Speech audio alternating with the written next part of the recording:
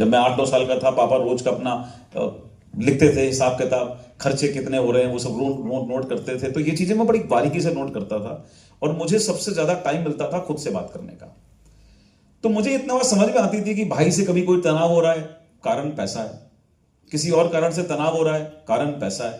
तो वो इतनी करीबी से देखने की वजह से मुझे इतना समझ में आना शुरू हो गया था कि पैसा इंपॉर्टेंट है लाइफ के लिए, और पैसे की कमी रिश्ते बिगाड़ देती है, पैसे की कमी से झगड़े हो जाते हैं, पैसे की कमी से सारी दिक्कतें होती हैं, और दुनिया भी आपको पैसे से ही एवेल्यूएट करती है, राइट। आज की डेट में अगर, मतलब ये मेरा एक्सपीरियंस है, ये मेरी स्टडी है, अगर आपके पास में अचानक किसी बड़े पैसे की क्राइसिस आ जाए, है ना, घर में कोई अचानक एक्सीडेंट हो जाए, अचानक से किसी को हार्ट की प्रॉब्लम हो जाए, हॉस्पिटलाइज हो जाए इंसान, या कोई और क्राइसिस आ जाए, तो सबसे पहले दूर कौन भागते हैं? है जी, कभी अध्ययन किया है इस बात का? सबसे पहले दूर भागते हैं। या किसी की नौकरी छूट जाए अचानक से, तो यही, क्योंकि आदमी को लगता है अब इनके साथ रहने का मतलब है कि इनका बोझ हमें उठाना पड़ जाएगा, तो भाई इस समय काट लो, फोन रिसीव मत करो, 2-4 दिन के बाद सॉरी बोल देंगे कि हम देख नहीं पाए थे, राइट। क्योंकि पता है अगर आप कमजोर आदमी हो, लेकिन अगर फाइनेंशियली आप मजबूत आदमी हो, आप देखना जो इंसान फाइनेंशियली मजबूत है आज के दौर में, और उसे कोई अगर सुनने में आया तकलीफ हो गई, तो 4 की जगह 40 लोग पहुंचते हैं अपना मुंह दिखाने के लिए कि भाई साहब चिंता मत करना, अरे तुम्हारी जरूरत नहीं है भाई, लेकिन फिर भी लोग पहुंचते हैं। आप एग्री हो इस बात से? यही दुनिया का चलन है, राइट। 1-2% एक्सेप्शन हो सकते हैं, लेकिन 99% यही कंडीशन है देश में लोग जो जीते हैं। तो इस प्रैक्टिकलिटी को हमें समझना पड़ेगा, मुझे समझने का मौका मिल गया था।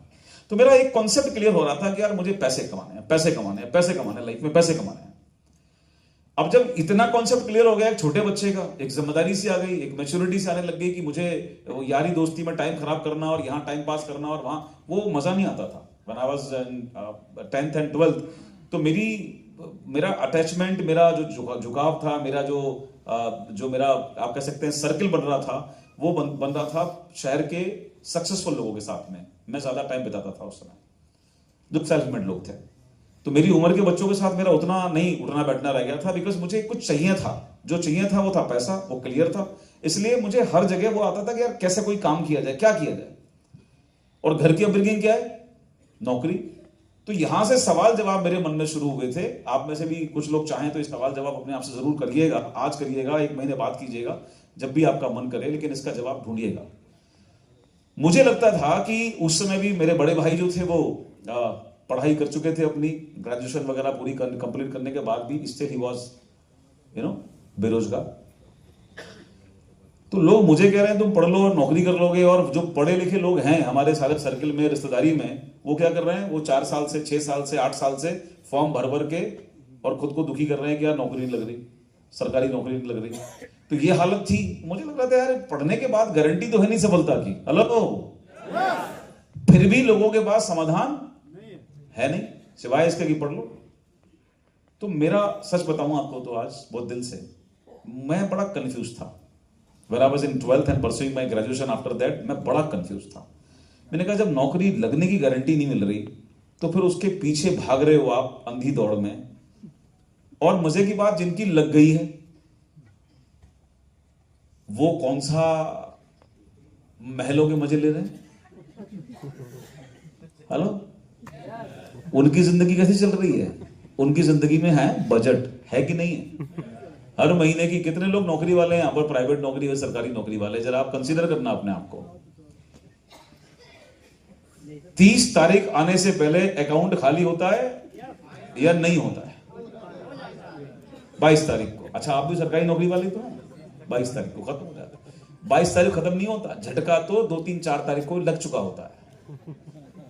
वो बाद में तो पूरी चादर फट जाती है 22 तारीख आते आते, क्योंकि नौकरी वाले के खर्चों से पता होता है ये बिजली, ये दूध, ये राशन, ये बच्चों की फीस, ये मकान की ईएमआई, ये कार की ईएमआई, इतना खर्चा, सैलरी इतनी, और बात वहीं पर खत्म। 4-6 तारीख को वो आधा तो हो चुका होता है, हाँ या ना? और बाकी में क्या होता है, फिर पूरा परिवार कॉम्प्रोमाइज करने में अपनी मदद करता है लोगों की, है ना। वाइफ अपना मन मार रही होती है, बच्चे भी समझदार जैसे मेरे जैसे हो जाते हैं, वो भी अपने फिर फादर से मदर से नहीं मांगते, तो कॉम्प्रोमाइज के साथ जिंदगी चल रही। तो मुझे लग रहा था यार कि जिनकी लग नहीं रही है वो तो वैसे चीख रहे हैं, और जिनकी लग गई है वो कौन सा आनंद ले रहा है। कितने लोग मेरी बात से आप इत्तेफाक रखते हैं? जरा हाथ उठा के बताएं, सच्ची में। अगर ताली ना बजाएं, एक सवाल कर रहा हूं, जवाब दें। जब आप इतने समझदार मेरे आने से पहले से ही हैं, आप ही ने तो कहा कि आप भी ऐसा सोचते हैं, सही है ना? जिनकी नहीं लगी वो तो जो भोग ही रहे भोग रहे हैं, जिनकी लग गई वो कौन सा ऐश कर रहे हैं, उनकी भी तो गणित इसमें ही जा रही है। और आपने कहा कि ये बात आप जानते हैं, हाँ है ना? तो फिर आपने अपना व्यवसाय शुरू करने के बारे में एक जिद पाली है या नहीं पाली अब तक? यही कंफ्यूजन है भाई साहब, डमरू बज रहा, क्लैरिटी नहीं है। और यही क्लैरिटी का ना होना आपके जीवन में सबसे बड़ी बाधा है। आज कोशिश करेंगे इसको हम खत्म करके जाएं।